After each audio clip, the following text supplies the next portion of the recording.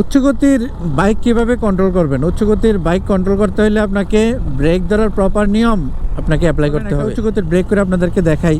উচ্চ গতিতে যখনই ব্রেক করবেন আপনাকে অবশ্যই সামনের পিছনের ব্রেক একসাথে করতে হবে, এবং যদি হাইড্রোলিক ডিস্কের বাইক হয় গ্র্যাজুয়ালি ব্রেক লিভার টানতে হবে, মানে আস্তে করে ব্রেক লিভার লক করতে হবে। ফুল একবারে লক করলে আপনি অ্যাক্সিডেন্টের সম্ভাবনা থাকবে। এবং সামনের ব্রেকের 70% প্রয়োগ করবেন, পিছনের ব্রেকের মানে সামনের ব্রেক যখন 70% ধরবেন, পিছনের ব্রেকটা তখন 30% ধরবেন। সামনের এই যে আমি একটা ব্রেক করব, গতি বাড়াই,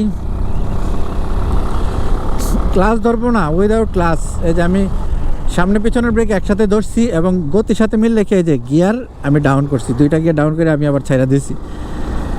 আপনারা খেয়াল করছেন কি না কীভাবে করছি? প্রথমে আমি পিক আপ ফুল লুজ দিয়ে দিছি, সামনে পিছনের ব্রেক একসাথে ধরছি, একসাথে ধইরা আমি বাইকের গতি যখন কমে আসছে তখন ক্লাচ দিয়ে গিয়ার ডাউন করে আবার ক্লাচ লিভারটা রিলিজ করে দিছি।